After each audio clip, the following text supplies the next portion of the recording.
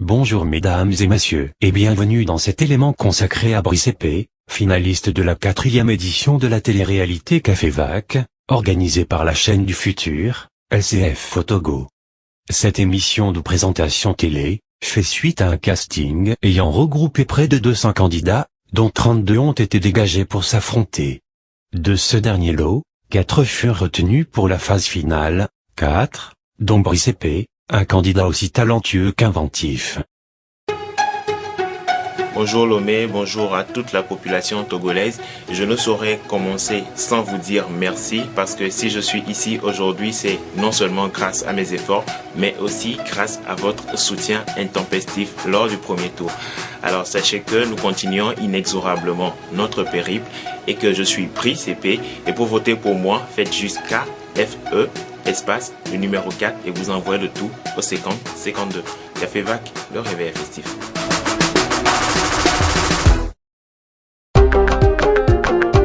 Avant l'entame de la compétition, l'équipe de la télé a fait à chaque candidat une interview surprise à domicile.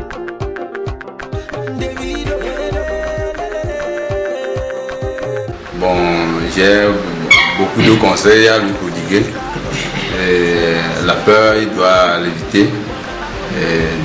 De la même manière, il doit être aussi prudent dans les questions. Il doit répondre rapidement et brillamment. Donc, qui n'aide pas le trac et tout, on va aller en finale décrocher la coupe. Je pense qu'il peut affronter. On va balayer ça en attend. Donc, je sais que mon frère va lui donner une fessée. Il n'y a pas le feu, mais il fera chaud pour lui. Bon, mériter d'être retenu, je dirais que oui, parce que avoir tout ce qui s'est passé depuis le début jusqu'à la fin. Il faut dire que la première vague a servi d'abord de cobaye, toutes les autres. Nous avait vraiment pris au dépourvu et tout. Déjà, le lundi, c'était déjà chaud. Mais bon, on a essayé de donner le meilleur de nous-mêmes. Et si, quelque part, j'ai été sélectionné, c'est pas parce que j'étais le meilleur, c'est pas pour m'encenser, c'est vrai, j'ai bien bossé, mais bon, c'est pas parce que j'étais le meilleur, mais quelque part, ça s'est joué sur les détails. Donc voilà, quoi. Maintenant, on est là, il s'agit maintenant de rebondir. Et pour dire ce que je n'aurais pas bien fait, quelque part, j'ai eu beaucoup de retours, comme quoi je luttais trop, comme quoi quelque part aussi j'avais un peu peur et tout. Mais bon, il faut dire que c'est la caméra. On a beau s'entraîner et tout, mais quand on est devant le direct, c'est ça, quoi. Donc voilà, quoi. Maintenant, qu'est-ce qui va se passer? On a eu quand même une semaine pour s'affronter, pour être devant la caméra, pour parler et tout. Je crois que c'est au bout de l'ancienne corde qu'on tisse la nouvelle. Nous sommes en train de monter de niveau. Et voilà, quand les demi-finales, ça ne promet que du chaud, que du bonheur. Et puis voilà. Le matin du début de la compétition, prise de température des candidats. Ce qui m'a marqué dans le parcours, c'est surtout la capacité d'invention surtout des candidats. C'est surtout cet aspect-là de recréer à chaque fois parce qu'il fallait surtout pas être monotone, il fallait varier les choses, varier surtout dans l'expression, dans le comportement et tout pour pouvoir accrocher, pour ne pas fatiguer les gens. Donc c'était surtout ça. Et moi si je retourne un peu en arrière, je dirais que venir au Café Vac cette année, ça n'a pas été quelque chose de préétabli. Je suis parmi les derniers candidats qui se sont inscrits avec mon ami Georges Koumestan. C'est lui d'ailleurs qui m'a motivé. Je n'étais pas très chaud au début. Il restait 2 jours, je crois, je me suis inscrit. Ben voilà, au casting, on a essayé de donner le meilleur de nous-mêmes. Il faut dire qu'au vu de tous les candidats qui étaient présents ce jour-là, je ne pensais vraiment pas m'en sortir parce qu'il y avait des candidats qui avaient fait des numéros époustouflants. Donc c'était vraiment compliqué. Mais après, les noms ont été affichés. On a dit bon voilà quoi, on a eu du bol, on a eu de la chance d'être parmi les retenus. Donc on s'est donné à fond, Et déjà dans la première vague, il faut dire que nous on a servi de cobaye. Donc avec toutes les épreuves qui ont été décidées au jour le jour par nous. Et c'était vraiment compliqué. On a essayé quand même de gérer le stress tant bien que mal. Et voilà, il y a eu le choix qui a été fait. Et ça s'est surtout joué par des détails. Donc maintenant on est là, on a passé aussi les demi-finales, c'était bien, c'était chaud bouillant, mais quand même on est arrivé jusque là. Bon, maintenant il va falloir redonner le meilleur de nous-mêmes, aller chercher le petit truc là qui fera encore la différence pour s'asseoir sur le trône. Personnellement, je dirais que ce n'était pas du tout facile. Quand on regarde les émissions à la télé, on se dit, on critique et tout, on porte des jugements parfois anodins, mais bon voilà. Mais quand tu es devant le fait accompli, c'est compliqué. Je me suis buté sur les interviews parce que c'était vraiment pas facile de trouver les gens qu'il fallait pour dire les choses qu'il fallait. Fallait pas placer n'importe qui pour dire n'importe quoi. Donc c'était vraiment pas facile déjà. Mis à part ça, il faut dire que des soucis techniques aussi, parce que mes éléments ont été, je ne sais pas, perdus ou se sont envolés, je ne sais pas comment. Mais ça fait partie aussi du monde professionnel, de la communication média. Donc je pense que ça a été vraiment une expérience. Ça nous a grandi forcément.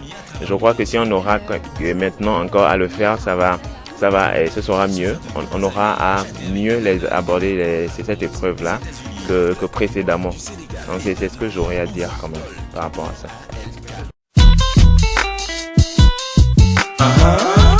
Les candidats, à part les différentes épreuves du mini-journal et des chroniques, ont également eu à préparer et animer une émission.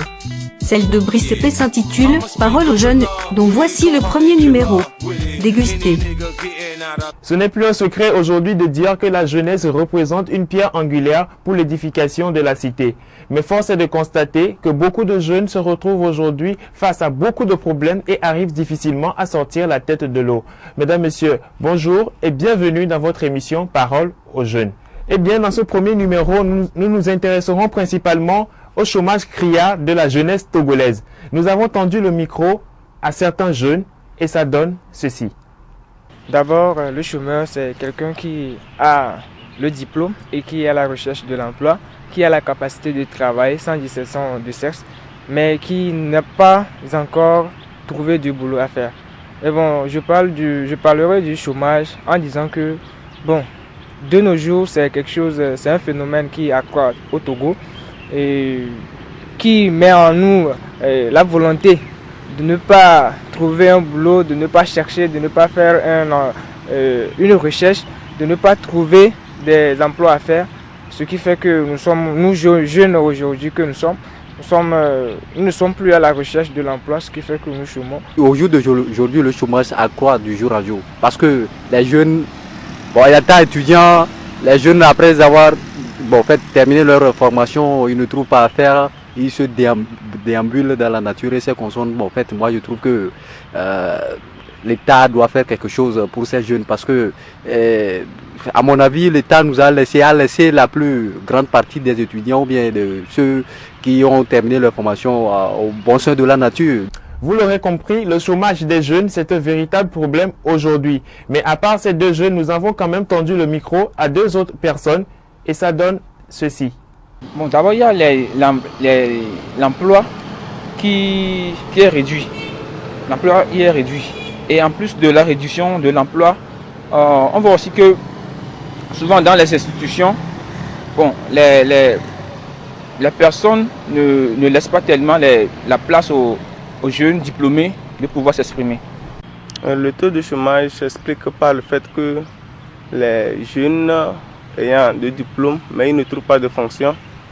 D'autres n'ont pas. On ne peut pas parler de chômage lorsque la personne n'a pas un niveau élevé. Il faut que la personne ait un niveau élevé et la personne ait vraiment la volonté de travailler. Il faut que la personne ait la volonté de travailler. Et au Togo, on peut parler de chômage parce qu'il y a manque de travail et il y a aussi le fait des jeunes ne voulant pas faire quoi, d'entreprendre. Il faut que tout le monde, il ne faut pas trop attendre aussi de l'État. Il faut que l'homme aussi cherche à entreprendre. On ne peut pas tout entendre aussi de l'État. Donc on peut dire qu'il faut aussi s'auto-employer. Bon, c'est-à-dire créer des petites structures. Bon, si possible, on peut demander l'aide de l'État, mais on ne peut pas tout attendre aussi de l'État. Ouais, en fait, c'est aujourd'hui avec certaines, je ne sais pas quoi dire, l'État entreprendre certaines choses par exemple l'ANPE qui emploie certains jeunes et d'autres jeunes aussi concernant cette histoire de l'entrepreneuriat, d'autres s'en sortent bien. En fait, c'est une initiative à saluer quand même. Oui, je dirais que on peut par son propre effort entreprendre quelque chose, commencer à faire quelque chose. Bon, nous avons vu, par exemple, l'aide que le gouvernement nous apporte aujourd'hui à travers les FNFI.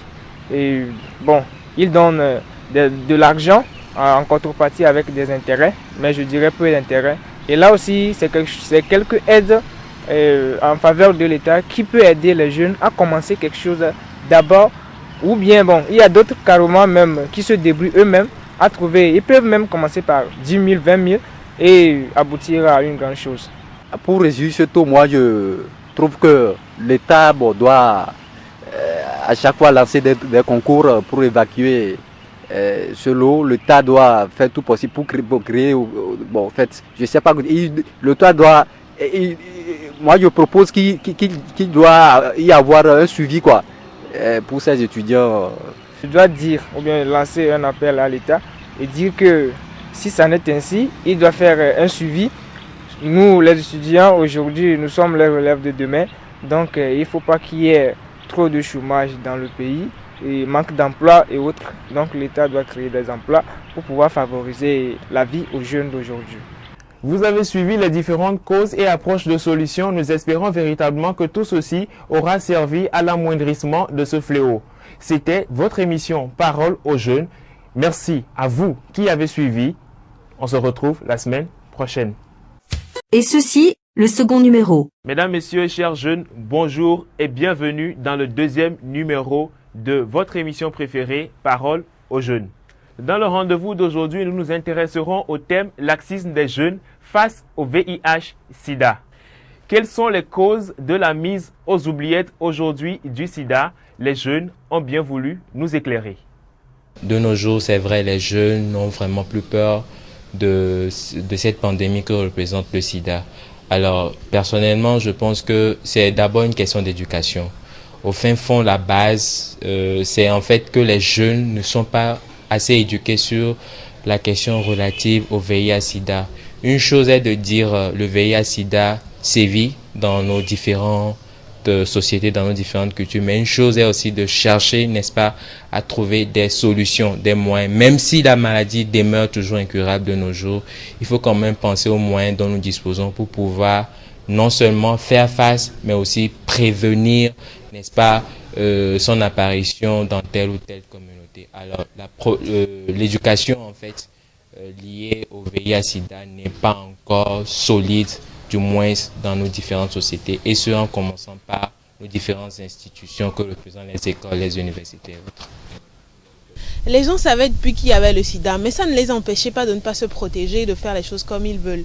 Je me dis en réalité que c'est une façon de se dire qu'on fait ce qu'on veut et quand on veut. Et donc, le sida n'est plus un problème. Ebola fait peur même aux sidéens. Donc, va imaginer ceux qui, aujourd'hui, lorsqu'on parle de se protéger par rapport au sida, des dramatisations, pas à cause des pasteurs, je me dis, qui aujourd'hui disent qu'ils ont la capacité de guérir les gens. Bon, ce que Dieu peut faire dans la vie de quelqu'un, ce n'est pas à nous de le décider, c'est Dieu seul qui décide, mais je ne pense pas que ce soit ça. C'est plus une question de la jeunesse aujourd'hui estime que bon, faire sans ou faire avec, il y a une grande différence, on préfère faire sans et donc on avance comme ça. Et puis on estime que si le sida vient, c'est un peu comme le palu, on traite, on continue de boire les médicaments, même si on sait que ça fait mal et que d'une certaine façon, il y a un racisme qui s'installe par rapport à ça. Les gens n'aiment pas trop, à partir du moment où on dit que cette personne a le sida. Aujourd'hui, les mentalités ont évolué. Quand on dit de quelqu'un qu'elle a le sida, c'est plus la même chose comme avant. Et aujourd'hui aussi, le secret est très bien gardé. Donc, bon, c'est normal que ça soit détraumatisé en tout cas. Bon, enfin, on peut en tirer 3 causes. Qui sont par exemple l'excès de curiosité, c'est-à-dire je veux essayer pour voir ce que ça donne. À part ça, là, il y a aussi les mauvaises compagnies. Parce que dis-moi qui tu suis, je te dirai ce que tu es capable de faire. Et il y a aussi la familiarité, quoi. Parce que quand tu as l'habitude de suivre quelqu'un, tu es familier avec lui, tu le connais, tu te dis tout de suite que ouais, bon voilà. je peux faire ce qui me plaît avec. Or, tu sais pas ce que la personne fait de son corps. Vous les avez suivis. Les avis sont très tranchés sur la question, mais est-ce que cette nouvelle manière de concevoir la vie de la jeunesse togolaise est-elle bénéfique pour cette dernière? C'est plus de personnes infectées et plus de problèmes, parce qu'en réalité c'est une question d'inconscience. Sinon, si tout le monde était conscient l'un envers l'autre, moi je connais des jeunes qui ont juré ne jamais faire leur test de VIH parce qu'ils estiment que bon, moins on le sait, mieux on vit. On peut avoir quoi, les grossesses indésirables, les infections, telles que les IST. Sinon, que peut-on faire comme approche de solution?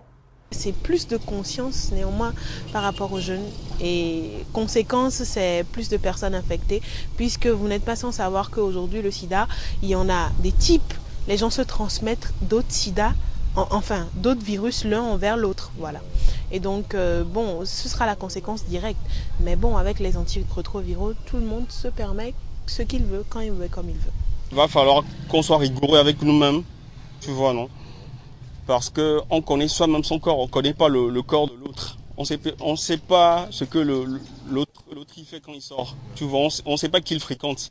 Tu le connais peut-être le visage, mais pas intérieurement. Donc aujourd'hui, il faut que chaque jeune prenne sur soi d'être plus responsable, voilà quoi, vis-à-vis de lui-même et vis-à-vis des autres. Parce que si tu l'as, tu pourras infecter les autres sans le leur dire. Et puis il y en a qui le font sciemment aussi, juste pour faire payer les autres, pour ne pas être seul à porter le fardeau, quoi. C'est un peu ce que je peux dire. Chers amis, réveillons-nous parce que l'heure est grave. Si nous ne pouvons pas nous abstenir avant le mariage, eh bien, protégeons-nous.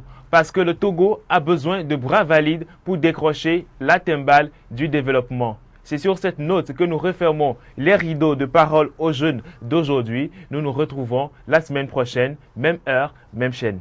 Ce fut une expérience inédite que Brice a vécue, en dépit des difficultés rencontrées. Ces dernières lui ont permis de se surpasser, et une chose demeure, il a tant gagné, aussi bien en relation qu'en connaissance. Il est temps que les jeunes suivent ses pas, et s'investissent dans l'effort, un jour, d'atteindre le bout de leurs rêves.